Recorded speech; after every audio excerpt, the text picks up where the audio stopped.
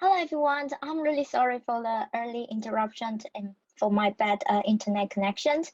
So again, I'm Ting-Yun, aka Sunny. So I'm a postdoc at Durham University. And galaxy morphology is a fundamental properties in galaxy studies. So here I showed Hubble Sequence, which is the most popular visual classification system used in galaxy studies. And there are a lot of studies supporting this classification system. However, visual classification can be intrinsically biased due to the subjective judgment by human opinions. And it is the time we try to revolutionize our understanding in galaxy morphology that was built on visual assessment in the past. And I started by simply ask if a machine can comprehensively see all galaxies, how will it categorize them? We approach these questions with unsupervised machine learning, which we don't need to provide any prior knowledge to machine. And we use the workflow shown at the left, and starting with the feature learning phase using autoencoder and input the extracted features to hierarchical clustering. And most importantly, we introduce 3 strategies to help us to get a more sensible result. I will skip the first 2 because of time. And the third one is about the very fundamental questions we will ask, which is how many classes we should have for galaxy morphology. And to answer these questions, we try to approach in a little bit different perspective from previous studies. So imagine there are galaxies with similar morphologies, but look simply rotated.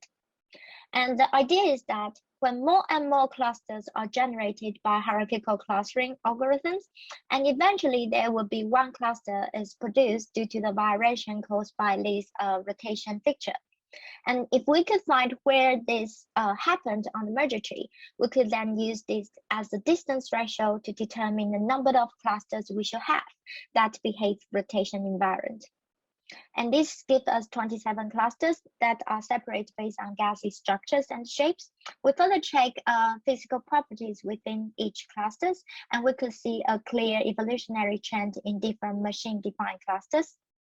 When associating the machine classes with visual pictures that are reflected in visual morphologies, we then conclude that galaxies with similar structures can be visually classified as multiple different morphology types. For example, in this plot, each individual color bar is one cluster. So for the 2 leftmost bars, the structure of galaxy in these 2 machine classes can be visually classified as either elliptical or lenticular galaxies. And next, we could see a galaxy with bar features, which is highlighted in different blue, and can be nicely distinguished by our machine and categorize them into an individual class. And here we just show a quick examples of the clusters without significant bar features, weak bar features, and strong bar features. So we further investigated the search index distributions of the clusters, including visual features associated with lenticular galaxies. From this, we showed that only the lenticular galaxies with the moderate structures can be distinguished from other types based on only galaxy structure. Other visually classified lenticular galaxies share a certain similarity in structure to early spirals and elliptical galaxies. So here I show the brief summary, and this is just the beginning of this series project. A main follow-up plan is to build what I called opera machine classification scheme that can be applied unbiasedly by different individuals and different surveys.